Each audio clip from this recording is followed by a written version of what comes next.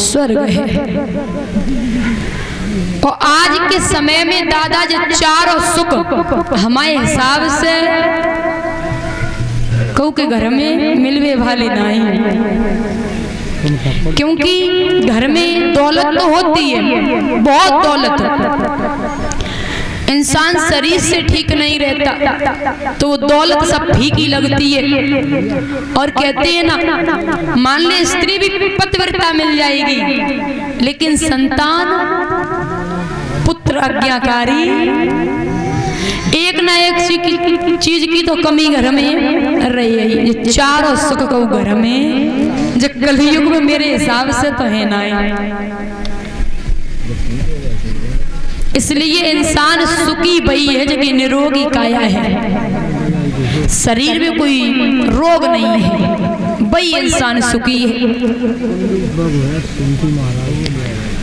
तो महाराज राजा भीष्म बड़े आनंद से राज्य चलाते हैं दादा, और कहते हैं ना कि घर में जितना खर्चा पड़े ना तो आप लोगों को टेंशन करने की जरूरत नहीं है, भगवान सब कुछ देगा, भगवान सब कुछ देगा। पता है ना, बूढ़े बूढ़े दादा ऐसी बात करते हैं ना घर में, जैसे बड़े हो मैंने सुनी है, कहते मैंने 4 बेटियों की शादी कर ली, 2 बेटों की शादी कर ली। एक बात बताइए, अगर तुम मरे जाते तो लला और बिटियां का कुंवारी रहती, बताओ बिटियां कुंवारी रह जाती का? अरे हमने 4 लड़कियों की शादी की, 2 बेटों की शादी की, मेरे कितना तो दिखाओ। अरे आप नहीं करने वाले हो ना, सब ऊपर वाला करता है प्रभु, जैसा वो करेगा ना वैसा ही होगा। भगवान ये साफ कहते हैं कि तू कर वही जो तुझे अच्छा लगता है और मैं करूंगा वही जो मुझे अच्छा लगेगा। फिर तू अपनी मर्जी से क्यों चलता है रे इंसान? जो मैं करता हूं ना उसी में राजी रहे। क्योंकि दादा एक ईमानदार व्यक्ति रहे, उसके घर में एक वो, उसकी पत्नी और माँ रहे, 3 लोग रहे घर में। अब वो सवेरे काम से जाता था ना, उसका मालिक था ना दादा, उसे 1500 रुपए देता था। 1500 रुपए में बहुत खुश रहता था। उसने कभी ये नहीं सोचा कि मेरी तनख्वाह बढ़ जाए। अरे बोले 1500 रुपए में अच्छा खर्चा चलता है, क्या करूंगा पैसे का। बहुत खुश रहे। एक दिन उसके मालिक ने देखा कि बहुत दिन हो गए, ये बड़ा ईमानदार व्यक्ति है, क्यों ना इसके 500 रुपए बढ़ा दिए जाएं। तो मालिक ने 500 रुपए बढ़ा दिए। उसने मालिक को धन्यवाद भी नहीं दिया और न मालिक से कुछ कहा। तो मालिक को बुरा लगा, रे भाई कोई भी हो आपके नीचे कोई काम करे, अगर उसकी तनख्वाह बढ़ा दो ना तो वो प्रसन्न हो जाता है दादा, सही बात है ना, वो प्रसन्न हो जाता। अरे भैया तुम ही दाता हो, पता नहीं क्या क्या बातें इंसान करते हैं और धन्यवाद देते हैं कि तुमने मेरी तनख्वाह बढ़ा दी है। लेकिन उस व्यक्ति ने कुछ नहीं कहा, चुपचाप घर आया। उसके मालिक को बहुत बुरा लगा कि मैंने 500 और बढ़ा दिए, इसने धन्यवाद भी नहीं दिया।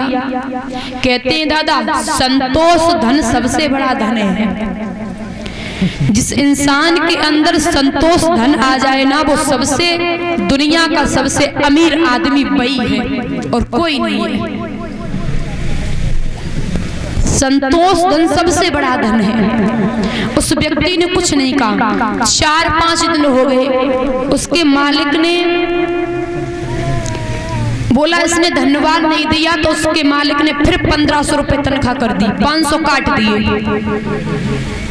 1500 फिर कर दी। उसने फिर भी कुछ नहीं कहा, ना मुंह बनाया।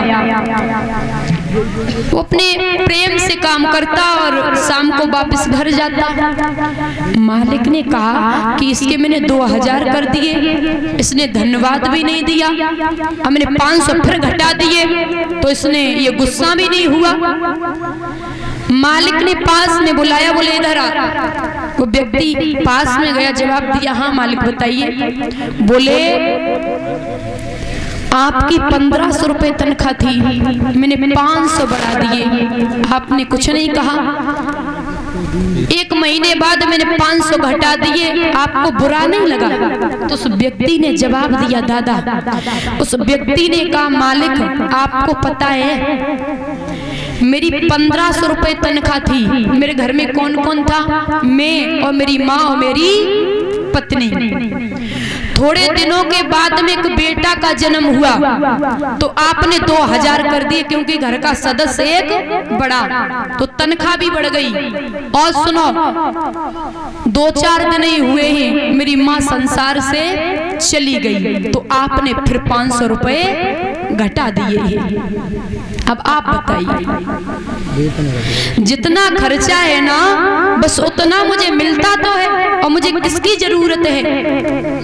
इसलिए कहते हैं दादा, कभी भी परवाह मत करना, कभी भी टेंशन मत करना कि घर में कहां से आएगा, क्या होगा। ये भगवान, कई लोग ऐसे हो ना कि बहुत ज्यादा सोच लेते हैं, टेंशन करते हैं, ये सब कैसे होगा, कैसे नहीं होगा, और टेंशन करते हैं ना वो डिप्रेशन में चले जाते हैं।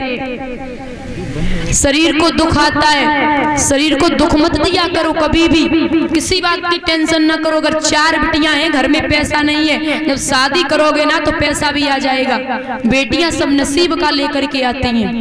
कोई भी आप कार्य जब करोगे ना तो आपका वो कार्य जरूर होगा, सब ऊपर वाला करेगा। बोलिए गोविंद भगवान की, बोलिए कन्हैया लाल की। राजा भीष्मक के घर में पतिव्रता स्त्री है। आइए दादा, अरे पतिव्रता सुंदर जाकी रानी,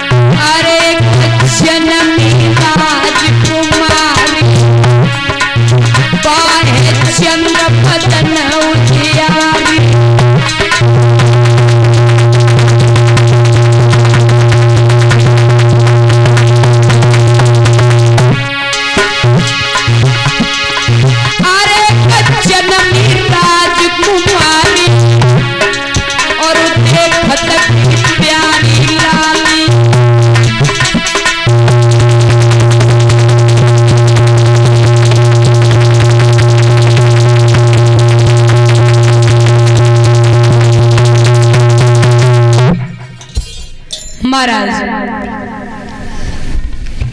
घर में कछु दिनन के बाद एक बिटिया का जन्म हुआ।